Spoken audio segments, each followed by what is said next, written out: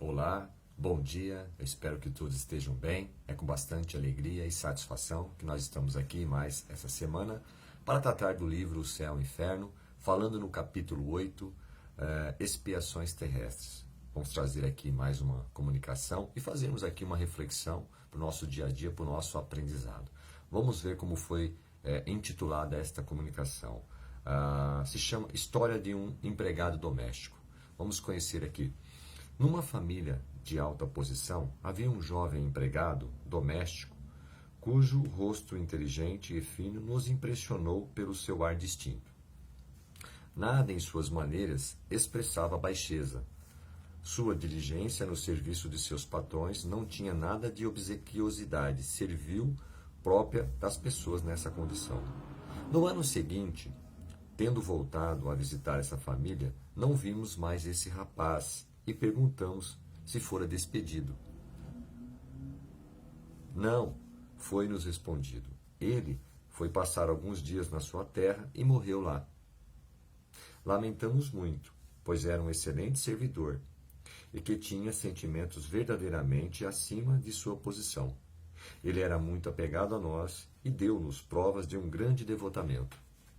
Mais tarde, veio-nos o pensamento de evocar esse rapaz, e eis o que ele nos disse. E aí começa a evocação, né? Na minha penúltima encarnação, eu era, como se diz na terra, de uma excelente família, mas arruinada pelas prodigalidades do meu pai. Fiquei órfão muito cedo e sem recursos. Um amigo do meu pai acolheu-me, educou-me como filho e mandou dar-me uma bela educação, da qual me envaideci um pouco demais. Esse amigo é hoje o Sr. G, e não se refere ao nome, né? Só coloca que essa pessoa, né, o qual o colheu, era o amigo dele, né? A serviço do qual me viste, ou seja, ele acabou sendo nessa última posição empregado, né, dessa pessoa que lá atrás tinha ajudado ele. Eu quis, na minha última existência, expiar meu orgulho nascendo numa condição servil. E encontrei aí a ocasião de provar minha lealdade a meu benfeitor. Né? Até lhe salvei a vida, sem que ele tenha jamais desconfiado. Era ao mesmo tempo uma prova da qual saí vitorioso, visto que tive suficiência força para não me deixar corromper pelo contato de uma companhia quase sempre viciosa. Apesar dos maus exemplos, permaneci puro e agradeço a Deus por isso, pois sou recompensado pela felicidade de que gozo. Olha só, né? Comentando ali que vale a pena esse esforço. Aí vem uma pergunta. Em que circunstâncias salvastes a vida do Sr. G? Num passeio a cavalo, no qual eu o seguia sozinho, percebi uma grande árvore que caía ao lado dele, e que ele não via. Chamo-o, dando um grito terrível. Ele se vira vivamente, e durante esse tempo a árvore cai-lhe aos pés. Sem o movimento que provoquei, ele seria esmagado. O Sr. G, a quem o fato foi relatado, lembrou-se dele perfeitamente. Vem uma outra pergunta, né? Por que morrestes tão jovem? Deus julgara minha prova suficiente. Veja, né? Já deu tempo dele ali, naquela situação, resgatar, né? Cumprir ali o seu papel. Por essa razão, ele acabou morrendo mais jovem. Como pudestes beneficiar-vos dessa prova, visto que não tinhas lembrança da causa que a motivara? Na minha humilde posição, restava-me um instinto de orgulho que fui bastante feliz de poder dominar. O que fez com que a prova me beneficiasse, sem isso teria que recomeçá-la. Meu espírito se lembrava em seus momentos de liberdade e restava-me disso ao despertar um desejo intuitivo de resistir às minhas tendências que sentia serem más. Tive mais mérito ao lutar assim do que se me tivesse lembrado claramente do passado. A lembrança de minha antiga posição teria exaltado meu orgulho e ter-me-ia perturbado, ao passo que não tive que combater senão os arrebatamentos da minha nova posição. Ou seja, comentando ali que se ele lembrasse, né, que ele tinha que fazer isso, talvez ele ficaria muito perturbado. Ao passo que ele teve apenas que trabalhar esses instintos de orgulho, né? Esses impulsos que vinham, foi quando ele comenta que ele se sente feliz porque ele conseguiu combater isso, conseguiu resistir isso, né? Seguindo, vem uma outra pergunta. Vós recebestes uma brilhante educação. De que vos serviu isso na vossa última existência, visto que não recordáveis dos conhecimentos que havíeis adquirido? Esses conhecimentos teriam sido inúteis, até mesmo um contrassenso na minha posição. Permaneceram latentes, e hoje eu os reencontro. No entanto, eles não me foram inúteis, pois desenvolveram minha inteligência.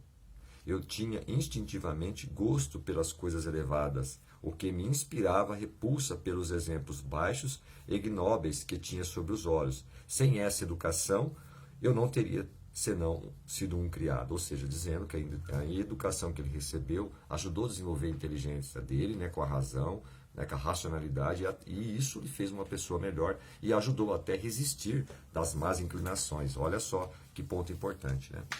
Os exemplos dos servidores dedicados a seus patrões, até a abnegação, têm por causa relações anteriores? Olha, ele responde o seguinte: não tenhas dúvida. É pelo menos o caso mais comum. Esses servidores são, por vezes, membros da família ou, como eu, devedores que pagam uma dívida de reconhecimento e cujo devotamento os ajuda a avançar. Vós não sabeis todos os efeitos de simpatia ou de antipatia que essas relações anteriores produzem no mundo. Não, a morte não interrompe essas relações, que se perpetuam com frequência de século em século. Olha só que ponto. Por que esses exemplos de dedicação de servidores são tão raros hoje em dia? É preciso acusar o espírito de egoísmo e de orgulho do vosso século, desenvolvido pela incredulidade e as ideias materialistas. A fé verdadeira vai-se, substituída pela cupidez e o desejo de ganho, e com ela os devotamentos. O Espiritismo, reconduzindo os homens ao sentimento do verdadeiro, fará renascer as virtudes esquecidas. E aqui tem uma observação, né? Finalizando aqui essa comunicação.